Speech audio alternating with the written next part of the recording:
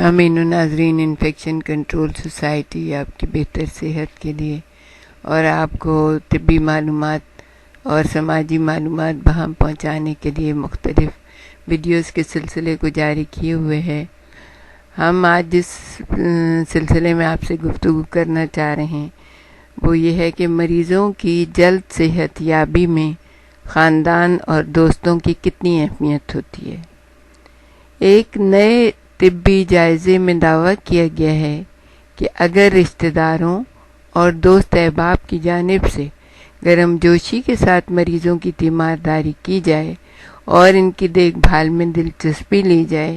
اور ان سے بہتر اخلاق کے ساتھ نپٹا جائے تو ان کی صحت یابی کی رفتار کافی تیز اور کافی بہتر ہو سکتی ہے۔ گیل وسٹون میں university of Texas medical branch کی جانب سے جمع شدہ اعداد و شمار سے پتہ چلتا ہے کہ جن مریضوں کے اہل خانہ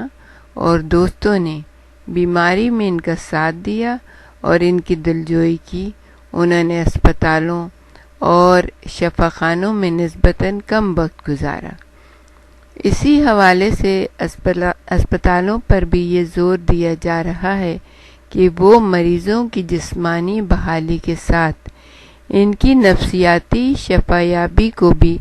برابر اہمیت دیں۔ UTMB کے ری ہیبلیٹیشن سائنسز کی شعبے میں ڈاکٹریٹ کی طالبہ زکویا لیوسس نے یہ جائزہ رپورٹ مرتب کی ہے اور ان کا کہنا ہے کہ جب کسی مریض کو اپنے خاندان اور دوستوں کی سماجی حمایت حاصل نہیں ہوتی تو وہ اپنی کمیونٹی اور گھر واپسی میں زیادہ وقت لیتے ہیں۔ انہوں نے کہا، ہم یقین کے ساتھ کہہ سکتے ہیں کہ پیاروں کی جانب سے حمایت اور تعاون مریض کو جلد صحت یابی اور بہتر زندگی کی طرف واپسی میں نمایاں کردار ادا کرتا ہے۔ یہ پہلا جائزہ ہے جس میں یہ دیکھا گیا ہے کہ سماجی حمایت کی سطح مریضوں کی بحالی مراکز میں قیام کی مدت پر کس طرح اثر انداز ہوتی ہے۔ بعض مخصوص نوعیت کے زخم لگنے یا سرجری، مثلاً جسم کے نچلے حصے میں مصنوعی جوڑ لگانے یا فریکچر یا فالج کے بعد ریکوری کے لیے امریکہ میں مریضوں کو اکثر اسپتال سے منسلک ایک اور جگہ منتقل کر دیا جاتا ہے جسے ان پیشنٹ ریہیبلیٹیشن فیسیلیٹیز کہتے ہیں۔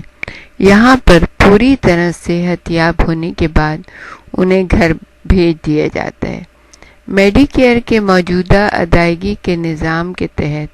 میڈی کیئر محدود دنوں تک مریضوں کو ان کی حالت کے مطابق ان مراکز میں رکھنے کے پابند ہیں۔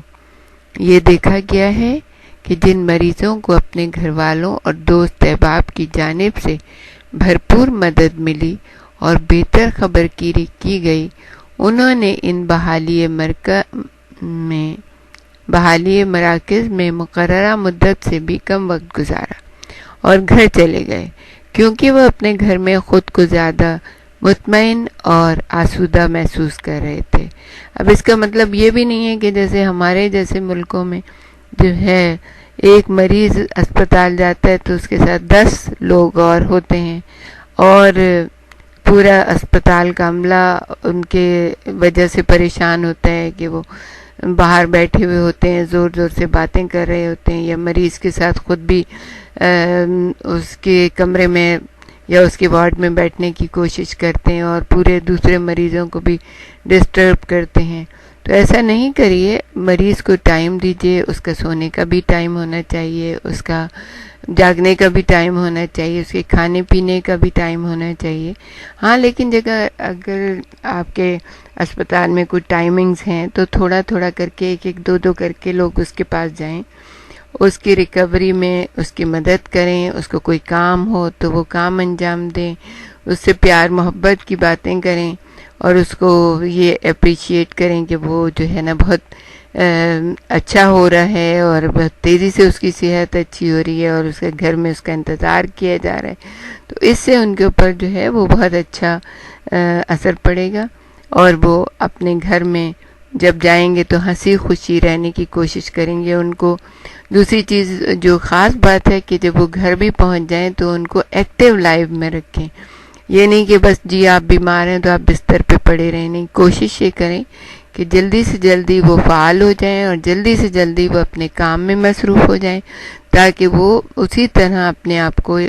مطمئن محسوس کرنے لگیں جیسے وہ اپنے اچھے دنوں میں اور صحت مند زندگی میں کرتے تھے۔ ہمارے ساتھ ہی رہیے گا، ہم آپ کو اور بھی بہت کچھ بتانا چاہیں۔